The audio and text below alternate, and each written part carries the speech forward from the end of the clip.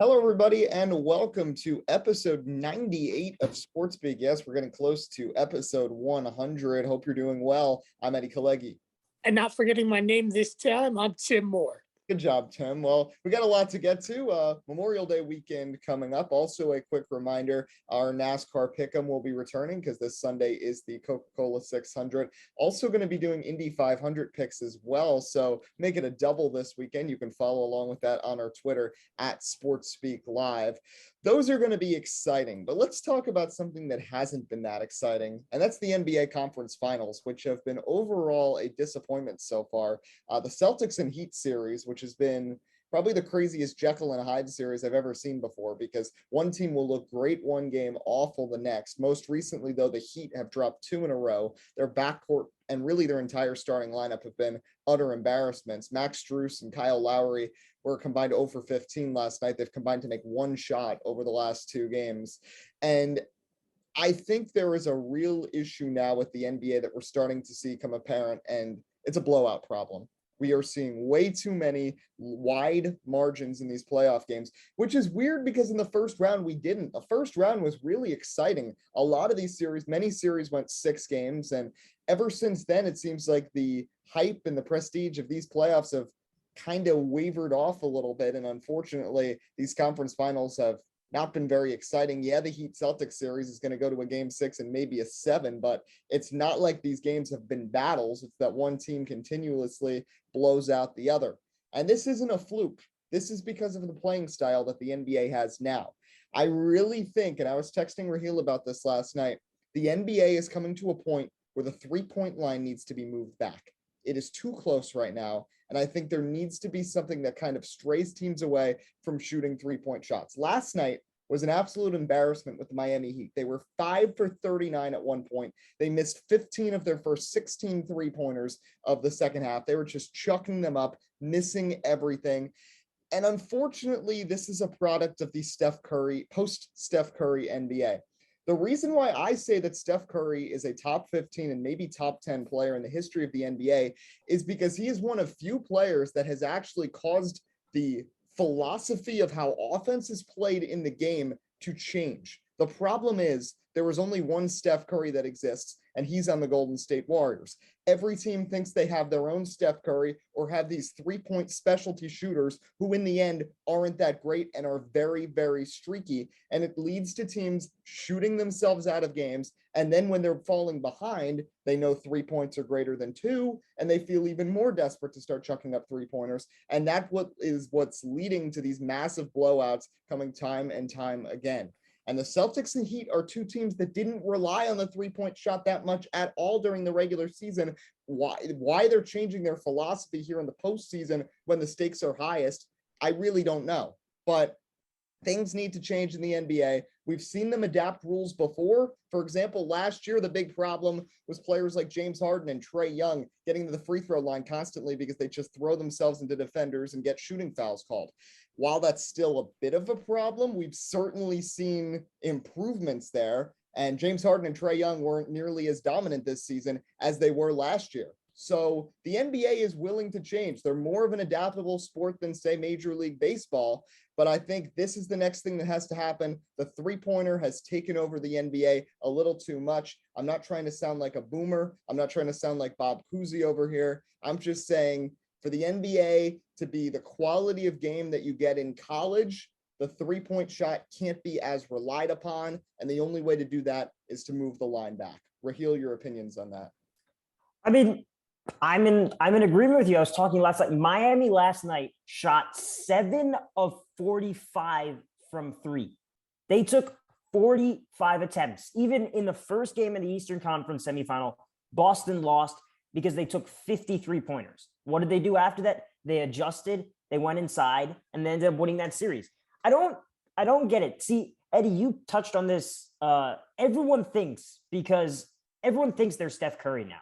Everyone thinks it's okay to jack up 28-foot, 30-foot shots. It's like there's a reason why we call Steph Curry the greatest shooter of all time, and probably in the next couple of years, maybe a top 10 player of all time. It's not easy to do, but because the Warriors are doing it so well, everyone thinks they're Steph Curry. Everyone thinks they're Klay Thompson, who, in my opinion, if he wouldn't be injured, would probably be probably be the second greatest three-point shooter of all time. Everyone thinks they can do that. Now, if you want to change your game and add that to your arsenal, you can do that. You've seen LeBron James take longer threes. You've seen other guys do that, but LeBron James doesn't do it consistently. He knows what his game is. Get inside, down low, and dominate. And last night, Miami is taking such horrible shots. Let's take Duncan Robinson, for example. He's a very good three-point shooter, okay? He's what you would call a three-point specialist nowadays. But he was taking shots last night that you only take when you're shooting 5 of 7, 6 of 8 from 3. I mean, he's taking 28-foot step backs that are partially contested. Like, that's a fine shot for Steph Curry to take, not for anyone else. You would think after the Houston Rockets in 2018 missed 27 consecutive three-pointers in a game 7 of a conference finals where they were up 10, you would think teams would learn, maybe we should stop shooting. Maybe we should attack the paint. And the best way to get buckets when your team is struggling is you get inside, get some layups, or get to the free throw line. And with the way the NBA is officiated, there's a very good chance you're going to get something. Jimmy Butler had 40 points in game 1 without taking a three-pointer. Why? He was aggressive. He attacked, got his mid-range shots, took 18 free throws. So I understand Miami's been a pretty good three-point shooting team all season, but at some point you have to say, stop taking these threes. I mean, they were down like 13 with like 4 minutes to go, and they chuck up 3 30-foot threes. If they attack the paint, get 2 buckets, and all of a sudden it's a 10-point game with 3 minutes to go. And it's not like Boston is playing great offense. Boston scored 93 points. That's pretty bad for this standard of NBA. But just because Miami has taken so many ill-advised shots, they're missing. Look at the Mavericks. Okay. Yes, they made 23 pointers in game 4, but they attacked the basket, which helped them get open looks. And they also had 32 attempts from 2, which is the most in the series. And they end up winning that game. So I don't get it. Just because Steph Curry does it doesn't mean that not everyone is Steph Curry. There's a reason why he's the greatest shooter of all time, because he makes shots mostly nobody else can make. But just because he does it, everyone feels like they can chuck up a 30-foot three with like 10 on the shot clock. It's so annoying to see, Eddie. Worst possession I saw was one point where Victor Oladipo missed a 3. It went off the backboard. Then Lowry chucked up a 3. It hit off the rim. Then they kicked it back out to Oladipo again, and he completely missed the rim for a second time in a row in the same possession and slammed it off the backboard. I mean, when do you go away from it? I mean, it wasn't working. And I was just thinking about, if you do the math last night, they took 45 threes. Let's say instead of taking 15 of those, they took 15 2-point shots. And on average, they'll make about half of those. So let's say they went 50% on those. That's 14 points. They would have won the game 94-93. I'm just saying the three-pointer is only 1 more point than a 2-point shot. Tim, I want to let you jump in on this as well. Well, I'm going to be the opposite here to you guys here for a moment, because first I'm going to ask the generic question, because what has made Boston's defense so scary? If you're going to say it's perimeter defense, the answer is no. It's been its forward's ability to especially wreak havoc in the paint. And yes, why don't get me wrong, their defense has played well throughout the perimeter this season. The size has been a big pinpoint to why Boston has been so successful, which leads to my point about Miami here. I'm not saying, and I'm not denying, teams in general need to stop acting like Steph Curry and shooting the 3 ball. From that point, I do agree. But pinpointing this series, I really think this comes down to a confidence problem, guys. I really think Miami thinks that they cannot win a series if they try to get it done in the paint, because they don't believe they can be physical enough to outbeat Boston trying to get physical for a couple 2 points. They feel like it's a higher percentage for them to shoot beyond the arc than it is for them to maybe draw a couple fouls or come in. And don't get me wrong, mid-range is very possible, but for them to the paint, they feel like that is going to be practically hard, which is why it's been very unlikely, but also why maybe at times they'll be very successful when they try to work in the paint. I just seem to think it's like this. To me, it seems like that's more of Miami's game plan throughout the series, which is why we've seen their philosophy change, particularly in this series. And while, again, I agree, basketball does need to change in that general because we're having so many teams do this to a high failure of a rate. But I think when you look in this series and you have to think bigger picture, I still think, again, it's a confidence issue for Miami that they just cannot get it done in the paint from what they feel, even if that's true or not, which is why in that last game, and who knows, it'll probably change for game 5. But to me, it felt like at that moment, they didn't think they can get it done, which is why everyone's taking forced contested shots. And of course, when you're taking forced contested shots, you're not confident, you're playing down, you're not playing good. What's going to be the results? You're going to have a lot of bricks, a lot of misses from deep, and not a lot of points. And that's exactly what happened with Miami, I would say, in game number 4. That's fair, but I also feel like there were a lot of wide open threes. That one possession I mentioned, they had 3 wide open threes that were missed on all 3 occasions. And that's a situation where you have the ability to attack the basket with Butler, with Oladipo. Why not just do that and try to exploit the Celtics defense if possible? I know the Celtics defense is very hard to get past. And I know sometimes an uncontested 3 could be desirable because you'd expect, better chance of making an open shot than a contested one down low. But when that's not working, my whole issue is that why didn't they change the game plan in the 3rd or 4th quarter? And this is not meant to be a knock at Eric Spoelstra, because Eric Spoelstra is one of the top coaches in the game. And he's taken 3 completely different rosters on NBA Finals runs before. That being said, 4th quarter, when you're still relatively in reach in this game, why do you not change the philosophy and try to work it inside, use Jimmy Butler's abilities to try to work inside? Because personally, I don't really think Jimmy Butler's knee is that bad right now. He was still making some pretty quick cuts last night. He might be a little banged up, but you also have Oladipo, who's been playing really well this series, and he's someone else who has the ability to get to the basket. You also have a former all-star center there, who I know Robert Williams and Al Horford have played great defense this series. Ben Adebayo is a bigger guy than Horford, and I think has better post moves than Robert Williams. So why he wasn't being used as much, there's just a lot of questions I have for the Heat. But I think there's an overarching problem here where you have NBA teams that think they have Steph Curry and they don't. And that unfortunately is causing the games to not be as compelling as one might have hoped. Also, I think there was a lot of optimism riding into this postseason because last year's playoffs were really, really fun. And B, the first round of this postseason was great. And finally, C, this is one of the only years in the NBA where you could say coming in, there were like 10 teams legitimately who had a chance to win the championship this year. These 4 teams in the conference finals, you could have very easily not picked any of these 4 to be in the conference finals. Back when the playoffs first began, you could have just as easily said it would have been the Bucks, the Sixers, the Suns, the Grizzlies that would have been the 4.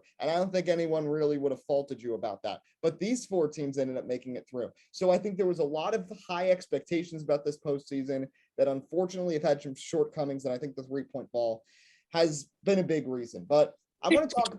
Yeah, go ahead, Tim. I was going to say, can I make a point too? It's particularly with Boston. I'm one myself that criticized the move that Boston made, over the last years to transition to front office.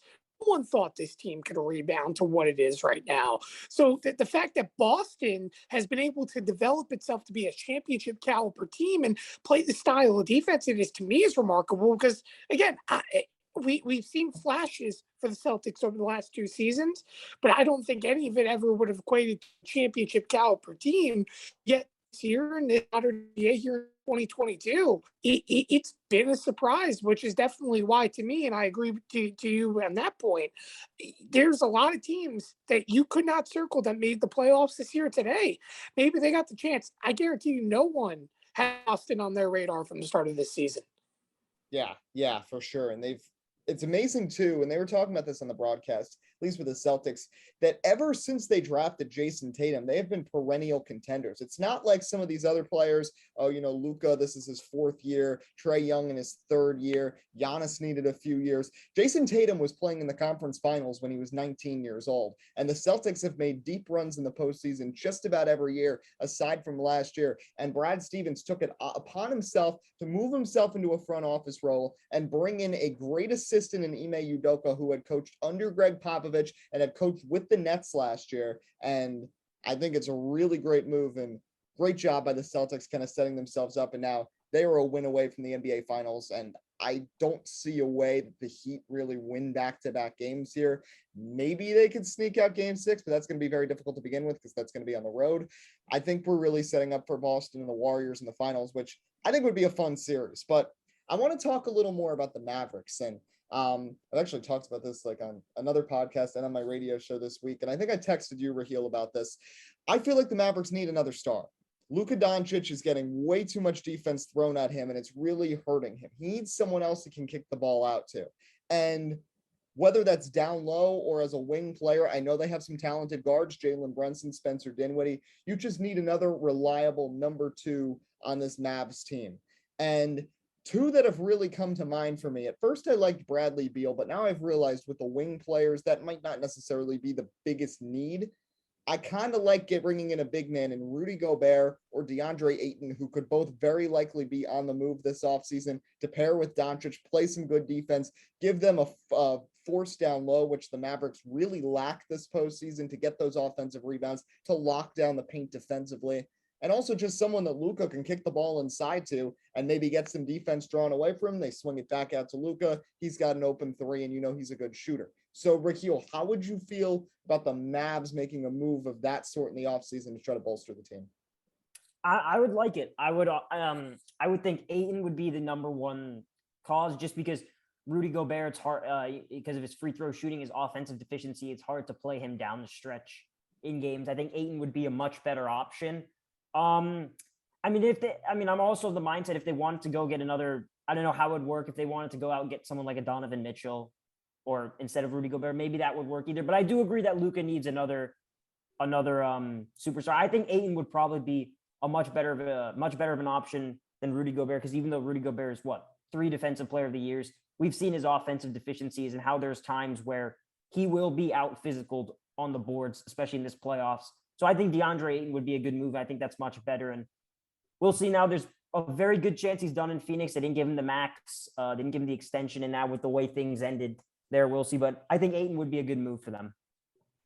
I want to shift gears to Major League Baseball. And the Yankees have finally started to hit the injury bug. And we know it comes with the Yankees and the Mets. And ironically, it has happened just before Memorial Day for both teams. We already dove a lot into the Mets last week with their pitching situation. They just played a really weird series with San Francisco, that 13-12 game. You know what? They won 1 game. They took 3 of 4 from the Giants at Citi Field in April. So in the end, they won the season series against one of the better teams in the National League. I'm not too upset. And guess what? They play the Philadelphia Phillies again this weekend. So that should be an interesting series. Already the 4th time they've played the Phillies. But let's talk about the Yankees, because Chad Green needs Tommy John surgery. Aroldis Chapman was ineffective, and now he's hurt. You've got players on the COVID list. The whole thing with Josh Donaldson, Giancarlo Stanton now injury questions, LeMahieu as well.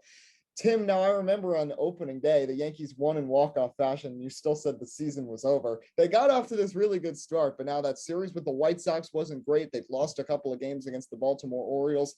Still looking like one of the best teams in baseball, but do these injuries and the way the Yankees are trying to fill these voids concern you at all going forwards? I mean, it is concerning in regards to the Yankees traded away all their depth literally to other teams, which is the one downfall to create this positive part. So that for that, I can't fault Brian Cashman, for the record. We're going to see a lot of worrisome start opportunities now, where, for example, you're going to see Miguel Andujar in the lineup every day. I believe we called down Florial after yesterday, or Florial, so he's going back to the minors. I didn't see who we're counteracting with.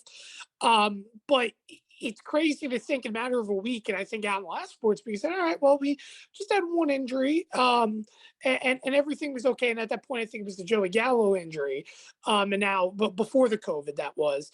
where Gallo kind of went through a brief stint. And it's like, all right. And the Mets, obviously, they went through their big span of injuries in a matter of a week. But then the Yankees doubled down and said, hey, everyone in the starting lineup is going to get hurt. And it's just that simple. I mean, the Yankees literally only have now at this point left Aaron Hicks, who needs to be DFA'd. That's just a fact. I don't care if he bats a 220, 330. He's the worst leadoff hitter in baseball. I don't understand why he hits leadoff. And he's useless in center field. You can literally turn around and trade for Luis Guillorme, who is a utility player for the Mets in the infield, and turn around and get better use for him in the outfield with never playing in his career, still bat more productive, and still play good enough defense to win you games. We're never trading away Luis Guillorme. But rightfully so. But my point is, he's like, for example, Ronald Torreyes, someone that was in the peak of his career, very underrated, hit well for average, could start every day, but the Yankees didn't start every day. It was really DJ LeMahieu, in my opinion, that broke that perception for the Yankees of, oh, these guys can be productive. These guys can do things. Average hitters, which, by the way, this year in baseball, starting to come back a topic. I've been only talking about it for 5-6 years. I want guys batting 280 and above in my lineup throughout because that's how you win championships. Well, guess what? Now batting average is proving to win championships. Hence why the Mets, for example, Dodgers, play well on the NL side this season because they're good offensive teams with complementary pitching. Now, to go back to the Yankees, I mean, when you only have at this point Aaron Judge, who's probably due next, fingers crossed, but typically speaking, once Stanton goes down, it's Judge typically. We still have Anthony Rizzo. That's all great and grand, but the Yankees don't have that. It's that simple in regards to what can move up, what can down. Yeah, you'll get Donaldson back. You'll get Higashioka, who shouldn't even be starting back. And the whole transition is just, it's unfortunate right now for the Yankees. The good news is it's not the pitchers. That's what I think the big news is, that it's not all the pitching staff. Of course, it's your bullpen, but in a year right now where the starting pitchers have been great for the Yankees, if it was Luis Severino, I'd raise great concern because that would probably be Luis Severino's last season as a Yankee. If it was Nestor Cortez, who is having an arguable Cy Young season this year, and by the way, is pitching today, and what is the Yankees' biggest series of the season to this point against the second place team, the Tampa Bay Rays, it's going to be big. But I do want to point this out. 2 seasons ago when the Yankees, or now it's 3 seasons ago to this point, but when the Yankees had the big injury woes where they lost all their lineup, was going through all these problems, and still found a way to turn around and win a division and so on. This is where Aaron Boone was his strongest, is with complex situations. And it's been always my biggest criticism of Aaron Boone is that he's not good with baseball 101. He's good at baseball 1001, where you're good at filling, plugging, making big decisions, along with Jim, of course, Brian Cashman, to try to set yourself up for an opportunity to win, even if it's not going to come easy. The Yankees are going to continue to win games, Eddie, and here's the big thing. No matter who's injured, whatever, the Yankees are going to win. They're going to be above 500. They're going to battle for a division lead. The problem is that it's when do these players come back? Because I mentioned June. June is the toughest month the Yankees will have all season long, where specifically, I believe it's about June 15th, second week of June, all the way to about the second week of July. They are consistently going to play a series against above 500 teams that are competing for division titles or are right now currently in a playoff race. They're going to have to play against the Astros. They're going to have to play against Tampa. They're going to have to turn around and they're going to have to play big games against a couple NL teams that are above 500. And that's only a couple within about a 2-week span. Once you get towards July, again, you have a couple more interleague games, or I should say August. They have to play the Mets, of course, which we know is going to be a very interesting sub series this year. But when it's all said and done, the Yankees need to make sure they're healthy for that, because if they're not, it's going to be a problem. And I'll tell you right now, the biggest flaw for the Yankees, outside of the fact that the last few series, which the offense is going to go up and down, that's baseball. There's always going to be inconsistencies. But my biggest problem for the New York Yankees I've seen to this point, the people you're paying money to trust to be consistent are inconsistent. And I'm not talking about offensively. I'm talking about in the bullpen. Aroldis Chapman, what is he going to be when he comes back from the IL? Chapman does this every year. He has bursts of where he's the greatest closer in baseball, and then he looks like how Mets fans feel about Edwin Diaz, where he can't get out of trouble, and he's going to allow a long ball and a slider. Jonathan Loaisiga, the man who had a standout season, thought he'd be like, for example, like Phil Hughes was for the Yankees in 09 out of the pen, where he did so well, found production and so on. What is Jonathan Loaisiga doing this year? He has above 5 ERA, can't find any control. He's one of the most useless pitchers the Yankees have right now in its bullpen, and it's a shame right now to see what's going on. Luecki's been all right, of course. Yankees brought back up Clark Schmidt. He's done a good job. And there has been guys that played key roles for the record for the Yankees that may not have that role coming this season and don't get paid a lot and so on, doing a great job. But I emphasize a team that's pitching so well this season. The bullpen, in my opinion, is still its weakest point. The Yankees need to make moves for bullpen pitchers because Miguel Castro can't do it week in, week out and carry this team in a labor arms that eventually get hurt. The Yankees are going to continue to rely on their bullpen and their pitching staff in general because now this downfall and the fact that they're not going to be able to produce as much offenses to their liking. If the Yankees rotation gets hurt, if more pitchers and a bullpen get hurt, it's going to be a very, very long summer. So if I'm the Yankees, yeah, I'm happy. A great start. They can get through it, but you've got to be tactical. And again, I think you need to go make moves now. Don't wait till July. We already know what the team's weak point is. It's the outfield. You can't trust Aaron Hicks. It's just a fact. You need to go get someone better. You can't Joey Gallo. Stanton and Judge are locked. They play great, but the fact of the matter is you need someone that can play complementary offense for defense. And I know this is also going to sound sad too. This may be a hot take. I'd rather play Brett Gardner every day in center field than Aaron Hicks, and that's just a fact. At least he can bat above a 240 and turn around and produce walks. So, and that's a moderate defense, but that's just the fact of the matter for it. In the bullpen, there's some bad teams that have really good bullpen pitchers that you could probably go trade for. So I think that the Yankees have opportunity. I mean, what happens if you trade for a moderate 6 starter that becomes a bullpen? You get a long reliever out of it. You don't lose. I mean, that's what the Dodgers practically do when they make some moves. They look for innings. They look for anything they can do to expand their depth. That's what the Yankees need to do right here if they're going to win a World Series. And I think pinpointing an outfielder to complement as well as a bullpen pitcher, that's going to be the method to get through their madness. Otherwise, it's going to be a lot of trouble because there is not a lot of help in the minor leagues for them right now. And, this series is a real proving ground because this is the first time the Yankees have played the Rays this season, right? Yeah, so still 19 games ahead with them. Rahill, your feelings on the Yankees going forward with these injuries and what this series this weekend could really mean for them? Well, when it rains, it pours. Me and Tim were talking, and Tim sent me the DJ LeMahieu injury, and he said it's starting, and then Stanton goes down, and now we don't know what the situation was. Now, Chad Green, I think Chad Green is done as a Yankee. I don't think he's getting Tommy John. That's the end of his contract. I think he's done. I'm with Tim. I think the bullpen is huge because I don't trust anyone in that bullpen besides Clay Holmes and Michael King. And I don't even know if Michael King can keep this up because he's had a surprisingly unbelievable season. I don't know where this has come from, or I don't know what they're going to do with him. Maybe they'll throw King in as like a 6 starter so they can go give him more depth, but I don't trust Wandy Peralta. I don't trust Jonathan Loaisiga now, who's hurt. That bullpen's going to be an issue.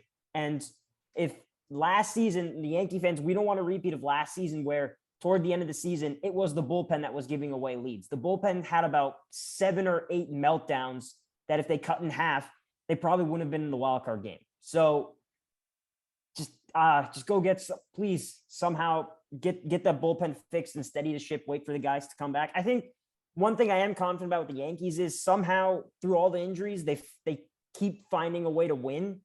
So I guess I'm confident that, like Tim said, the bats are going to go up and down. We all know this with the Yankees.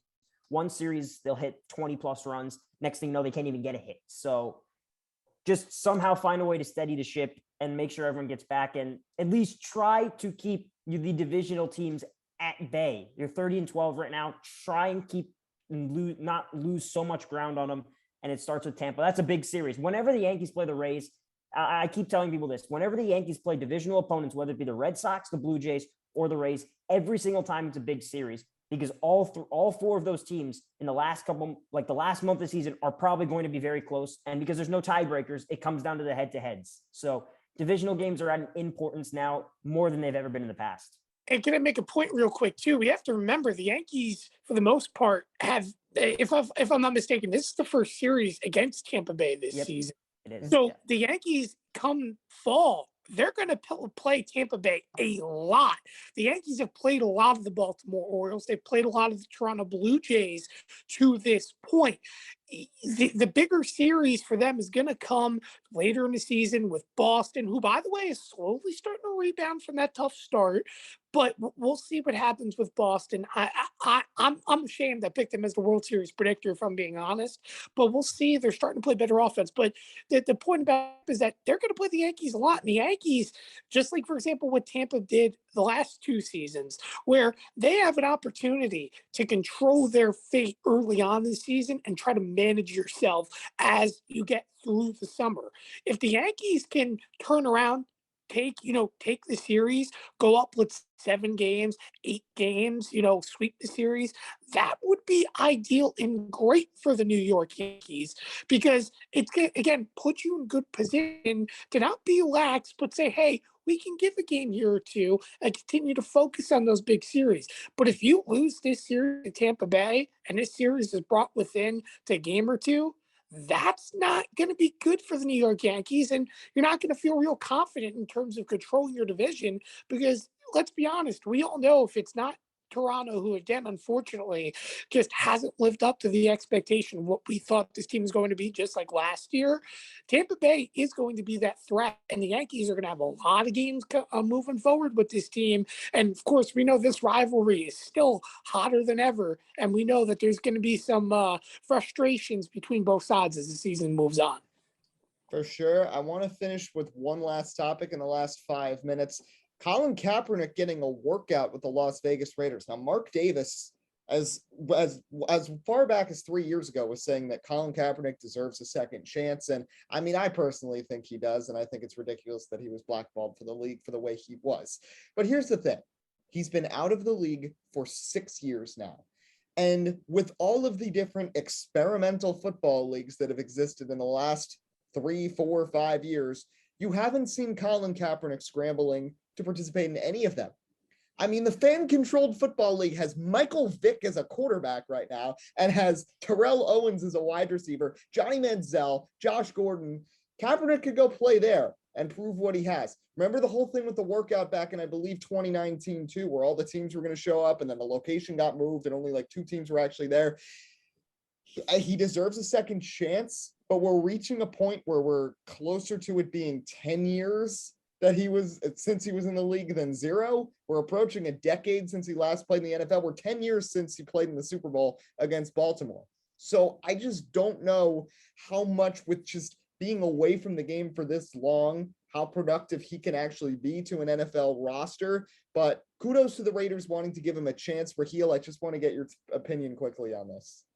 Yeah, I mean, I agree with you. He does deserve a second chance for what happened. But again, you mentioned it's not, 6 years is a long time. And the problem with a sport like the NFL is you can keep your body in shape. You can stay in shape. You can practice every day. But when you are not actually out on the field and being hit, that becomes the issue. You can keep your body in shape all you want to, but when it really comes down to is can your body survive when you're taking that sort of punishment? Now, maybe the new NFL rules about protecting the quarterback and how you can hit could help him, but that it's still going to be a lot to ask a dude who hasn't been in the NFL for 6 years to give you some sort of consistent play. Now, if he wants to get a shot on a practice squad or maybe even a backup because he's been he's been to the Super Bowl, he is a relatively smart player, then you can do that. But again, taking that punishment after being out of the league for 6 years, it's a lot to ask. And again, with football, you can keep yourself in shape, but it can all fall apart with one hit because you're just not used to that after being out of the league for 6 years. Yeah, for sure. So it'll be interesting to see how that develops. Next show we're going to do, me and Tim, it's going to be all motorsports because this Sunday is the best Sunday in motorsports. And Monaco Grand Prix for F1, the Indianapolis 500, and the Coke 600. Tim, I just want to finish with one quick thing. Jimmie Johnson has been really fast in Indy 500 practice. And personally, I'll just spoil it now. He's my Indy 500 pick. I'm going to just say it right now. I'll have it on Twitter. I'm going all number 48 car this weekend. Indy 500 with Jimmie, Alex Bowman, and the Coke 600. But how well? Okay, you seem a little flustered. I'm a little bit dazed on that Alex one. Bowman wins races when he's not expected to win. I don't know. I would love to see Bowman again. You know, I'm a Bowman fan. Love to see Bowman win a Coke 600. I just think it's going to be Toyota dominancy come the Coke 600. I just don't know. It's very similar. By the way, Charlotte added resin to the racetrack again, which is not good because that means it's going to become very Texas-esque. We know how tight turn 3 is since they've changed the track, which signals that this very well could be a very bad race incoming. Not as bad as Texas, because we know Charlotte is far better than Texas, but I have a feeling we are going to see a very Texas-esque race incoming. But anyways, go ahead. So my question for you is this: Jimmie Johnson making his debut in the Indianapolis 500. I'm picking him to win. I don't know. I've liked the way he's looked so far in practice. So Tim, just quickly, gut reaction. Where do you see Jimmie Johnson shaping up? Will he be a factor on Sunday? Well, the one thing about IndyCar, and this is why I'm glad we're talking about IndyCar, not just because it's the Indy 500, but drivers that have a background in oval racing tend to do very, very well in IndyCar oval racing. Of course, Jimmie still has to transition to the road style and everything, which is why he's been, and for the record, he's been getting better slowly but steadily in the road racing game. But oval guys, for example, Juan Pablo Montoya, you know, in his background, yes, he did a lot of F1, but going to do NASCAR and then coming back and doing part-time starts helped him want to get better at his oval game in IndyCar. You know, there's a couple of guys as well that you look at that only run oval only schedules in IndyCar because of the fact they have oval backgrounds and they typically do well. With that being said, Jimmie Johnson, I think, is going to do great.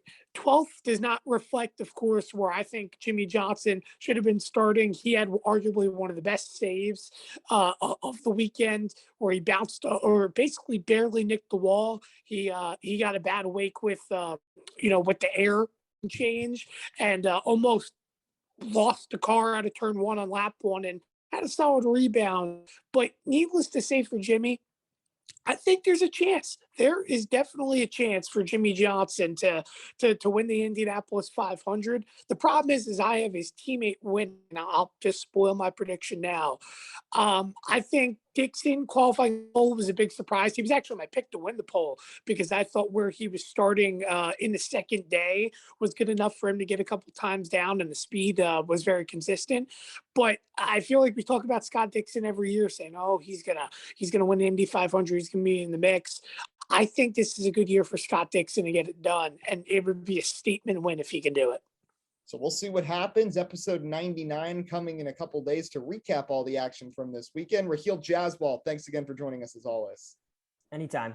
So that'll just about wrap things up. Our pick'em will be available on Twitter on Sunday, and episode 100 coming soon. So stay tuned for that. Until next time, I'm Eddie Kalegi. And I'm Tim Moore, again, remembering my name. Good job. 2 for 2 today. We'll see you next time. Have a great Memorial Day weekend.